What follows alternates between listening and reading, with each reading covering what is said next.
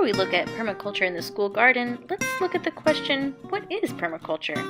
Permaculture is a systematic approach to designing anything and everything to do with life on Earth, whether it's your backyard garden, a city plan, or even your daily schedule. Permaculture presents a methodology to help streamline all aspects of life so that they support thriving life on Earth. In the words of Bill Mollison, permaculture is a philosophy of working with rather than against nature. Now, Bill Mollison, who happens to be from Australia, was originally looking for a system of permanent agriculture, wondering how one might design a worldwide agricultural system in order to supply food for all of humanity indefinitely. However, even if you have an abundant farm that respects and learns from the Earth's systems, the food supply system as it stands would transport your food to a supermarket, burning fossil fuels and disconnecting people from their natural food sources on the way. Life on Earth becomes polluted and unstable, and we are witnessing the effects of climate change already on our planet. So Bill realized that it's not just the agricultural system that needs to change in order to support life on Earth permanently, our culture needs to change. Permaculture is a design science in which the social aspects are integral to a sustainable system. Essential to all of this are the three core ethics of permaculture. The first ethic is people care. Human dignity, well-being, and quality of life are always taken into account. Second ethic is earth care. Are we designing for sustainability and regeneration? And the third is fair share, sharing the surplus of the bounty of nature. Let's examine how the school garden model exemplifies the ethics and principles of permaculture. Ethic 1. Earth care. A seed of caring for Earth's systems is sown in children as they develop a relationship with the garden that they help to grow. As educator David Sobel says, we must teach our children to love the Earth before we can expect them to help save it. Ethic 2. People care. As children learn to be tender with plants, they also learn to be caring toward each other. Teamwork is fostered through natural play as kids shovel dirt and water raised beds together. Gratitude is explicitly taught as we give thanks for the many volunteers who work with us. Ethic 3. Fair share. In school gardens, students share food, and the sharing of ideas is the center of discussions in outdoor classrooms. They also share exciting discoveries. Come on! Come on! It's the snow! It's the snow! Nature is beautiful! 12 permaculture principles help guide designs toward regenerative, abundant sustainability. Observe and interact. Before you begin your school garden, astute observation of your growing space is essential to use every aspect to its highest potential. What first seems like a problem can be a solution. For example, an unsightly mosquito-producing drainage easement can be transformed into a rainwater garden, planted with beneficial, water-loving plants. Younger students in school gardens are encouraged to observe using the 5 senses. Documenting the changes made as you interact with the space also help to make informed choices as you grow with your garden. An example? Morning! Miss Antonelli here, and on this gorgeous November 1st foggy day, I am putting fertilizer spikes in our fruit trees. So I'm really excited to see the kinds of differences that are going to happen whenever we have these slow release nitrogen, phosphorus, and other great nutrients for trees, fertilizer spikes in our fruit trees. We'll do a little scoop of before and after and keep up with our trees and see how these fertilizer spikes made a difference. Catch and store energy. Energy can be packaged in solar raised, water harvesting, and compost collection in gardens. School gardens are also lucky to catch the energy of college students and create lasting partnerships with them to keep heavy-duty help in store for big projects. Obtain a yield. In school gardens, yields are not only the fruits and vegetables kids love to snack on and share with their parents, there are also harvests of knowledge. Increasingly, younger students do not understand that food grows from the dirt instead of on supermarket shelves. Teaching a young child to plant a seed may yield a future gardener. Academic yields are also high. Math is easily taught by measuring out flower beds, and connecting to the outdoors inspires poetry, short stories, reading, and writing. Right now, Samantha's drawing the U, and we're measuring the length, the perimeter, and the area, so that way Mr. Burke can use the wood to go around the perimeter, and then we're gonna plant flowers in the area. Apply self-regulation and accept feedback.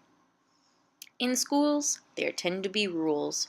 Not only is it important to regulate for the safety of children as they use tools and get dirty, it is very important not to scale up too quickly. Make sure that you have adequate funds, volunteers, and time for your ideas. Valuable feedback and advice help make your project feasible and fun. Listen to community sponsors, your local Master Garden chapter, and especially your students. Consider how your choices in the garden will affect the world in 100 years, and set reasonable goals for your school garden to move toward more low-impact solutions. Use and value renewable resources and services. This school garden was designed so that the vegetable beds and fruit trees could naturally collect the rainfall that ran down the slope on our property. Renewable resources are either infinite, like the sun, or can regenerate relatively quickly, like well-kept compost. Student energy will go a long way to keeping your garden watered and weeded. Produce no waste.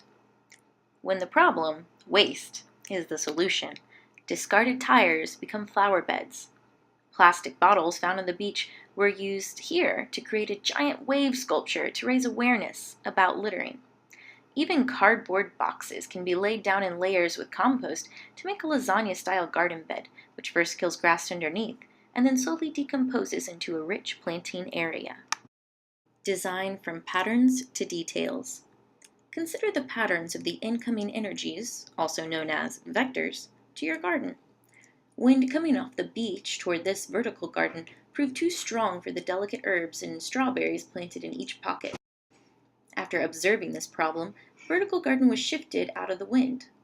Did you catch principle number 1? Observe and interact there? The permaculture principles themselves follow the pattern of a spiral. You will constantly cycle back to review and revise your work. Student learning in the garden also follows this pattern. The cycle of the seasons allows students to build on previous knowledge each year. Integrate rather than segregate. In permaculture, the term stacking refers to integrating many functions into a single space or action. In the school garden, we stack by integrating multiple academic and garden goals in one short lesson. Here, students meet worms for the first time as they learn the basics of the soil food web, which is the delicate balance of life underground so essential for a garden's growth. They also take time to measure the worms, which makes an often dull lesson on how to use a ruler impossible to forget. Hands-on projects like these have been shown to increase retention of the lessons learned. We also read books on worms and have students respond to the activities by drawing and writing out their reactions and reflections. This helps students process information in several different modes, which helps them get a deeper understanding of the subject and also increases their drawing, reading, writing, and problem-solving abilities. How about you guys? What do y'all think of drawing outside? I like drawing outside. It's much better, and it's much nicer. Much nicer. And it's a beautiful day. Where'd you get the idea for that? And it's a beautiful day. Oh, And it's a beautiful day. It is a beautiful day. Use small and slow solutions. Here, leftover alfalfa hay from our fall pumpkin patch was used as mulch for a decorative border for our garden, meant to disguise an unsightly electrical area. Over time, the hay composts into rich soil in an area that was previously half gravel and sand. Use and value diversity. In an effort to get as many yields from our garden as possible, we planted a large variety of edible and food-producing plants, as well as pollinator plants and native species. The diversity of plants attracted a diversity of insects and birds, whose pollination in turn helped support a more resilient system and more growth, especially in the number of volunteers who flocked to help in our buzzing, beautiful, and busy garden space. Diversity in the skills of volunteers was also valuable. Neighborhood kids helped water during the weekends, and a well-connected businessman who only dropped by once to visit was able to arrange for a local work crew to build our outdoor classroom free of charge. Diversity in the ages of students meant that older students were able to enrich their knowledge by teaching the younger kids gardening basics. Use edges and value the marginal. Permaculture educator Kelly Hogan says that we might call outdoor learning education. Students are constantly pushing the edges of their understanding and often their comfort zone when they learn outdoors. Kids who would shriek at the idea of getting their hands dirty on day one were foraging for carrots and radishes gleefully covered in dirt after just a few weeks of learning outdoors. When it came to design, this outdoor music station was plaguing our maintenance crews with the regular edges of the cement path around it, which took hours to trim. We filled in the interior spaces with flower beds, turning the whole space into an easy-to-cut rectangle instead of a puzzle piece. This made their job easier, and they responded by donating the debris from other gardens for our composter, and they always helped when needed.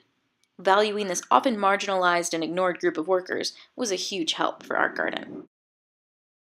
Creatively use and respond to change.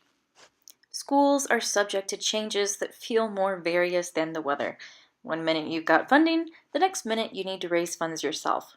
Keeping a good attitude keeps the fun in fundraising and helps them raise lots of money. Adaptability and persistence are key to success. Garden leaders need to be prepared for days when no one appears for a work day, as well as days when 3 times as many volunteers appear than you are expecting. When the weather is feeling various, indoor art projects are a great backup plan. This principle also reminds us not to fall in love with our designs too much. If an element isn't working, change it and learn from the problem as you create your new plan, remembering that in the difficulties lie the seeds of solutions.